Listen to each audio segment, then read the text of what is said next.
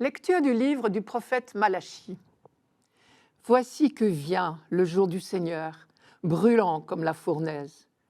Tous les arrogants, tous ceux qui commettent l'impiété seront de la paille. Le jour qui vient les consumera, dit le Seigneur de l'univers. Il ne leur laissera ni racines ni branches. Mais pour vous qui craignez mon nom, le soleil de justice se lèvera. Il apportera la guérison dans son rayonnement. Voici que vient le jour du Seigneur. Cela veut dire que l'histoire n'est pas un perpétuel recommencement, elle progresse. Pour les croyants, juifs ou chrétiens, c'est un article de foi. Il vient le jour du Seigneur. C'est certainement le thème de ce dimanche tout entier, toutes les lectures. Le jour du Seigneur, sous-entendu, le jour de sa venue. Évidemment, selon l'idée que l'on se fait de Dieu, on va soit redouter, soit attendre impatiemment sa venue. Le croyant, lui, attend impatiemment, ardemment, activement cette venue du jour du Seigneur. Car lorsqu'on a compris, une fois pour toutes, que Dieu est Père, l'annonce de la venue du jour de Dieu est une bonne nouvelle. L'image employée par Malachie est celle du soleil.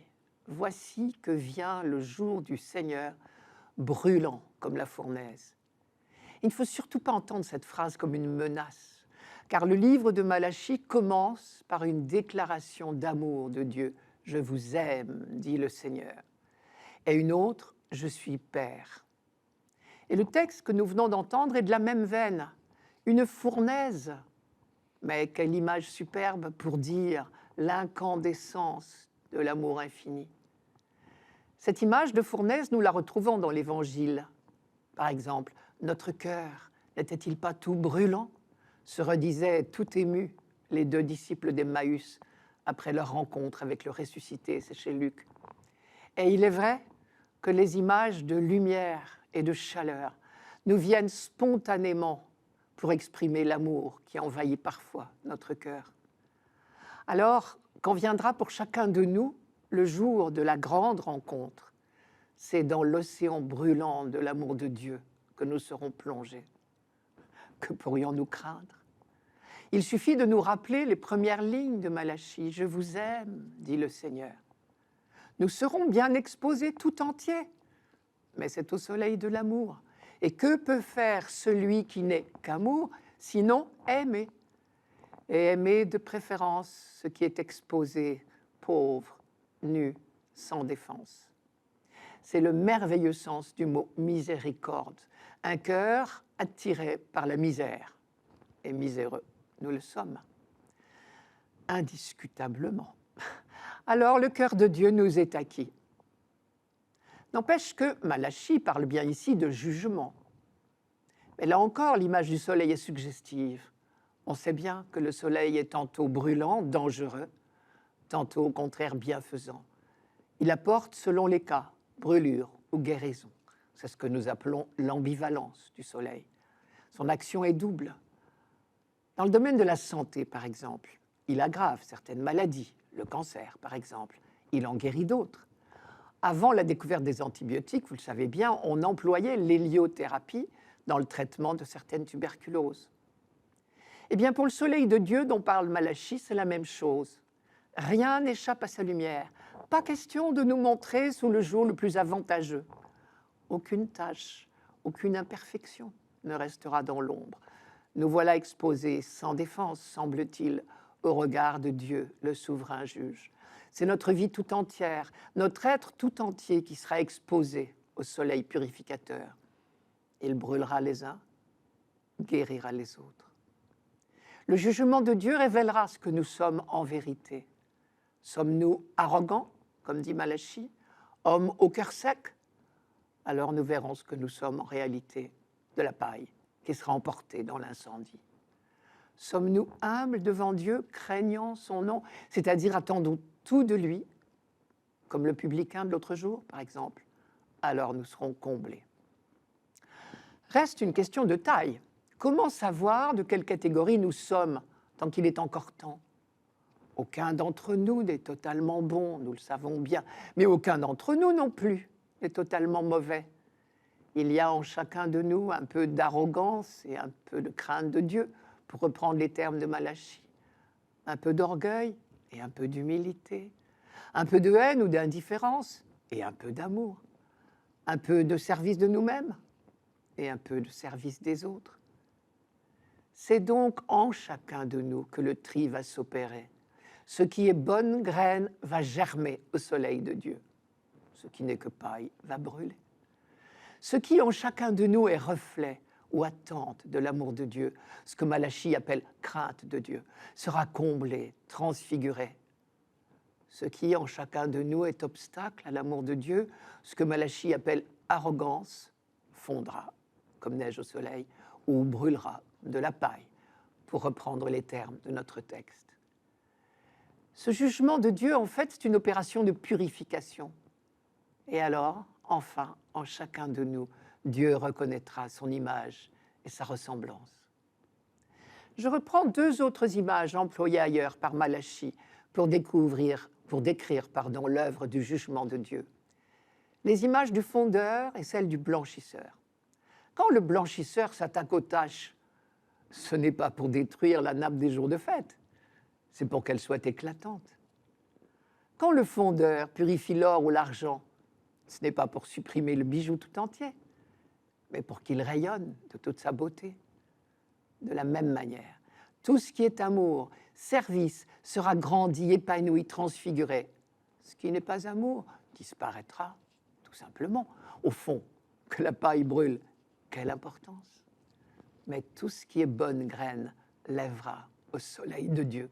Non, vraiment, nous n'avons rien à craindre du jour de Dieu.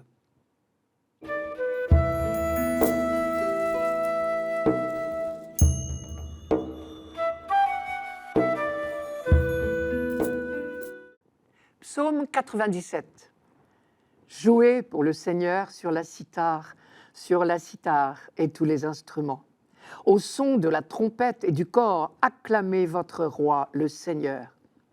Que résonne la mer et sa richesse, le monde et tous ses habitants. Que les fleuves battent des mains, que les montagnes chantent leur joie. Acclamez le Seigneur, car il vient pour gouverner la terre, pour gouverner le monde avec justice et les peuples avec droiture. Ce psaume nous transporte en pensée déjà à la fin du monde. C'est la création tout entière, renouvelée, qui crie sa joie parce que le règne de Dieu est enfin arrivé.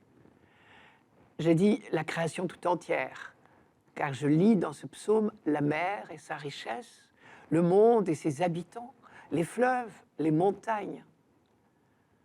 Saint Paul dit bien, dans la lettre aux Éphésiens, que c'est le projet de Dieu depuis toujours. Je cite, de réunir l'univers entier. Tout réunir, la création, c'est-à-dire le cosmos et les créatures. Et le mot réunir est à prendre au sens fort d'union. Le projet de Dieu de toute éternité, c'est l'harmonie entre tous. Et dans ce psaume, on le chante comme s'il était déjà réalisé. La mer et toutes les créatures aquatiques résonnent, s'associent au son de la trompette et du cor. Les fleuves battent des mains, les montagnes chantent leur joie. Malheureusement, c'est encore un rêve, bien différent de la réalité qu'on connaît. Que ce soit entre les éléments et l'homme, entre les animaux ou entre les hommes eux-mêmes, on assiste à des luttes de toutes sortes, parfois une guerre sans merci. Où est passé notre beau rêve d'harmonie? Et où est passé le beau rêve de Dieu surtout? Mais parce que c'est le projet de Dieu, l'homme de la Bible sait que le jour viendra où le rêve sera réalisé. À toutes les époques, c'est le rôle des prophètes de raviver cette espérance. C'est le rôle des psaumes aussi, de nous faire inlassablement répéter nos motifs d'espérance. Et ici, dans ce psaume 97, on chante le règne de Dieu. Et cela signifie rétablissement de l'harmonie universelle.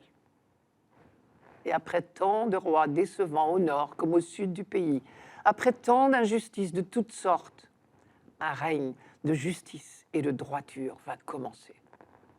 Et si on le chante déjà, c'est par anticipation.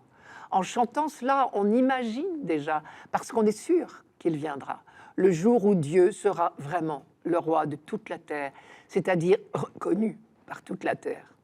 Acclamez le Seigneur, car il vient pour gouverner la terre, pour gouverner le monde avec justice et les peuples avec droiture. C'est Isaïe qui parlait du règne du Messie en disant « La justice sera la ceinture de ses hanches et la fidélité le baudrier de ses reins. » Isaïe chapitre 11. Isaïe parlait au futur, et cette fois, le psaume parle au présent.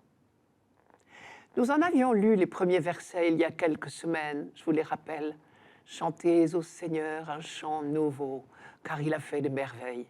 Par son bras très saint, par sa main puissante, il s'est assuré la victoire. » C'était au passé. On rappelait les hauts faits de Dieu en faveur de son peuple, c'est-à-dire l'exploit de la sortie d'Égypte d'abord, puis toute la présence de Dieu auprès de son peuple, au milieu de toutes les péripéties de son histoire. Mais ici, le psaume parle au présent. Acclamez votre roi, le Seigneur. Acclamez le Seigneur, car il vient pour gouverner la terre, pour gouverner le monde avec justice et les peuples avec droiture. Car c'est l'expérience du passé, justement, qui permet à Israël d'anticiper l'avenir. Dieu a fait ses preuves, en quelque sorte. De la même manière qu'il a délivré son peuple de la servitude en Égypte, il délivrera l'humanité de toutes les chaînes qui l'emprisonnent, celles de la haine et de l'injustice. On peut donc déjà acclamer le règne de Dieu comme accompli, parce qu'on sait, sans aucune hésitation possible, que ce n'est qu'une affaire de délai. C'est le psaume 89 qui dit « 1000 ans à tes yeux sont comme hier, un jour qui s'en va, comme une heure de la nuit. » Et saint Pierre reprend à peu de choses près les mêmes termes. À des chrétiens qui s'impatientent devant la longueur du délai de la venue du royaume, Pierre répond « Il y a une chose, en tout cas, mes amis, que vous ne devez pas oublier. Pour le Seigneur, un seul jour est comme 1000 ans, et 1000 ans comme un jour. Non, le Seigneur ne tarde pas à tenir sa promesse, alors que certains d'entre vous prétendent qu'il a du retard. Mais il fait preuve de patience envers vous. » C'est dans la deuxième lettre de Pierre. On retrouve ici un écho des promesses de Malachie que nous entendons ce dimanche en première lecture. « Voici que vient le jour du Seigneur, brûlant comme une fournaise. Pour vous qui craignez mon nom, le soleil de justice se lèvera. Il apportera la guérison dans son rayonnement. » Ceux qui chantent ce psaume attendent avec impatience sa venue, son rayonnement, comme dit Malachie. À l'époque où ce psaume a été composé, c'est le peuple élu tout seul qui chantait au temple de Jérusalem « Acclamez le Seigneur, terre entière, acclamez votre roi, le Seigneur. » Mais quand les temps seront accomplis, c'est la création tout entière qui chantera, et pas seulement le peuple élu. Et nous avons vu déjà que le mot « chanter » ici est trop faible. En fait, par le vocabulaire employé en hébreu, ce psaume est un cri de victoire, le cri que l'on pousse sur le champ de bataille après la victoire, la terroir. Mais dans les cieux nouveaux et la terre nouvelle que Dieu va créer, ce cri de victoire va se transformer. Il n'y aura plus de place pour des cris de guerre, car, c'est encore Isaïe qui parle, la justice de Dieu sera là pour toujours et son salut de génération en génération.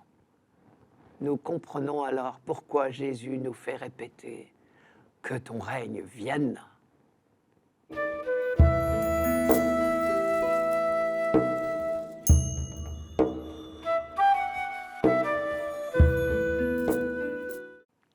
Lecture de la deuxième lettre de saint Paul apôtre aux Thessaloniciens.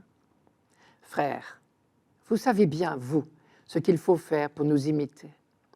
Nous n'avons pas vécu parmi vous de façon désordonnée. Et le pain que nous avons mangé, nous ne l'avons pas reçu gratuitement. Au contraire, dans la peine et la fatigue, nuit et jour, nous avons travaillé pour n'être à la charge d'aucun d'entre vous. Bien sûr, nous avons le droit d'être à charge, mais nous avons voulu être pour vous un modèle à imiter. Et quand nous étions chez vous, nous vous donnions cet ordre. Si quelqu'un ne veut pas travailler, qu'il ne mange pas non plus. Or, nous apprenons que certains d'entre vous mènent une vie déréglée, affairée sans rien faire. À ceux-là, nous adressons dans le Seigneur Jésus-Christ cet ordre et cet appel, qu'ils travaillent dans le calme pour manger le pain qu'ils auront gagné. Si quelqu'un ne veut pas travailler, qu'il ne mange pas non plus. Voilà une phrase que saint Paul ne redirait certainement pas telle qu'elle aujourd'hui. Ceux qui ont la chance d'avoir du travail, c'était le cas de saint Paul, n'oseraient jamais dire une chose pareille aux millions de chômeurs d'aujourd'hui. On a là une fois de plus la preuve qu'il ne faut jamais sortir une phrase biblique de son contexte. Le contexte aujourd'hui, c'est le chômage de trop de gens, de bonne volonté dont les compétences, le savoir-faire sont inutilisés. Le contexte à l'époque de saint Paul était tout autre. On n'avait certainement pas de mal à trouver du travail, puisque lui-même, qui n'a séjourné que quelques semaines à Thessalonique, peut parler du métier qu'il y a exercé. S'il a pu trouver du travail en si peu de temps, c'est qu'il n'y avait pas de chômage. Les oisifs dont parle Paul ne sont donc pas des chômeurs, au sens moderne du terme. D'ailleurs, il dit bien si quelqu'un ne veut pas travailler. Mais vous vous rappelez que Paul partait en guerre contre ceux qui prétextaient la venue imminente du royaume de Dieu pour se mettre en vacances. Paul, lui, pratiquait donc un métier manuel, celui de tisseur de toiles de tente. Les toiles étaient tissées en poil de chèvre. C'était une technique qu'il avait apprise en Cilicie, sa patrie natale, c'est-à-dire le sud-est de la Turquie actuelle. Les poils de chèvre devaient produire une toile plutôt rugueuse, et notre mot « cilice » pour désigner un vêtement de pénitence vient de là. Ce n'était pas un métier glorieux. Dans le monde grec, on avait plus de considération pour les artistes ou les intellectuels. Tandis que les rabbins, au contraire, ne dédaignaient pas les métiers manuels. Et la phrase « si quelqu'un ne veut pas travailler, qu'il ne mange pas non plus », Paul ne l'a pas inventée. Elle était courante dans les milieux rabbiniques. Le métier de Paul n'était pas lucratif non plus. Il n'a pas dû gagner grand-chose, puisqu'il a dû travailler nuit et jour. Il dit dans la peine et la fatigue, nuit et jour, nous avons travaillé pour n'être à la charge d'aucun d'entre vous. Et encore, malgré ce travail incessant, il ne subvenait à ses besoins que grâce à un complément envoyé par ses amis de la ville de Philippe. C'est de la lettre aux Philippiens qui nous l'apprend. C'est cet acharnement au travail qui autorise Paul à en parler à ceux qui se contentent de l'oisiveté, sous prétexte que le Christ ne va pas tarder à revenir. Nous avons déjà eu l'occasion de voir que tout convaincus que le royaume était déjà commencé avec Jésus-Christ, les chrétiens de Thessalonique avaient perdu leur motivation pour leur travail quotidien. Il est vrai que si le Christ devait revenir dans quelques semaines ou quelques mois, on se poserait la question du bien fondé de beaucoup de nos occupations. Les Thessaloniciens en étaient là. Et c'est précisément parce qu'il sait leur démotivation, comme on dirait aujourd'hui, que Paul met son point d'honneur à travailler de ses mains pour ne pas leur donner le mauvais exemple. Je cite, « Nous avons voulu être pour vous un modèle à imiter ». Le premier argument pour Paul semble bien être le souci de n'être à charge de personne. C'est donc une affaire de respect des autres. Il n'est pas question de prendre l'imminence du royaume comme prétexte pour rester inactif. Mais il y a aussi une deuxième raison. Oui, le monde tel que nous le connaissons n'est que provisoire. Mais c'est de ce monde que Dieu fait son royaume. Ce n'est pas pour rien que Dieu a donné le commandement du livre de la Genèse. Dominez la terre et soumettez-la. Sous-entendu, faites-en votre royaume. Vous connaissez cette phrase de l'écrivain libanais Khalil Gibran dans Le Prophète. Je cite, « Lorsque vous travaillez, vous accomplissez une part du rêve de la terre. » Et un croyant traduira « Le rêve de la terre, c'est le royaume. » Dieu a créé la terre pour en faire le royaume. Son royaume est le nôtre, le royaume de l'amour. Chaque fois que nous agissons pour faire grandir l'homme, pour répandre de l'amour, nous accomplissons une part de ce rêve, de ce projet du royaume. Or, notre participation à la construction du royaume de Dieu semble bien indispensable. Je reprends, mais cette fois en entier, la phrase de Pierre que je lisais à propos du psaume de ce dimanche. Je la reprends. Il y a une chose, en tout cas, mes amis, que vous ne devez pas oublier. Pour le Seigneur, un seul jour est comme 1000 ans, et 1000 ans comme un jour. Non, le Seigneur ne tarde pas à tenir sa promesse, alors que certains d'entre vous le prétendent qu'il a du retard. Mais il fait preuve de patience envers vous, ne voulant pas que quelques-uns périssent, mais que tous parviennent à la conversion. C'est dans la deuxième lettre de Pierre, chapitre 3.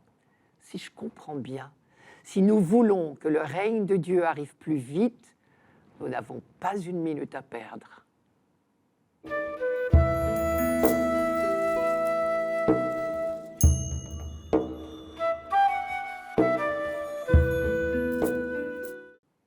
Évangile de Jésus-Christ selon saint Luc. En ce temps-là, comme certains disciples parlaient du temple, des belles pierres et des ex-voto qui le décoraient, Jésus leur déclara : « Ce que vous contemplez, des jours viendront où il n'en restera pas pierre sur pierre, tout sera détruit. » Ils lui demandèrent : « Maître, quand cela arrivera-t-il ? Et quel sera le signe que cela est sur le point d'arriver ?» Jésus répondit : « Prenez garde de ne pas vous laisser égarer, car beaucoup viendront sous mon nom et diront : c'est moi, ou encore le moment est tout proche. Ne marchez pas derrière eux. Quand vous entendrez parler de guerres et de désordres, ne soyez pas terrifiés. Il faut que cela arrive d'abord, mais ce ne sera pas aussitôt la fin. » Alors Jésus ajouta : « On se dressera nation contre nation, royaume contre royaume. Il y aura de grands tremblements de terre et en divers lieux des famines et des épidémies. Des phénomènes effrayants surviendront et de grands signes venus du ciel. Mais avant tout cela, on portera la main sur vous et l'on vous persécutera. On vous livrera aux synagogues et aux prisons. On vous fera comparaître devant des rois et des gouverneurs à cause de mon nom. Cela vous amènera à rendre témoignage. Mettez-vous donc dans l'esprit que vous n'avez pas à vous préoccuper de votre défense.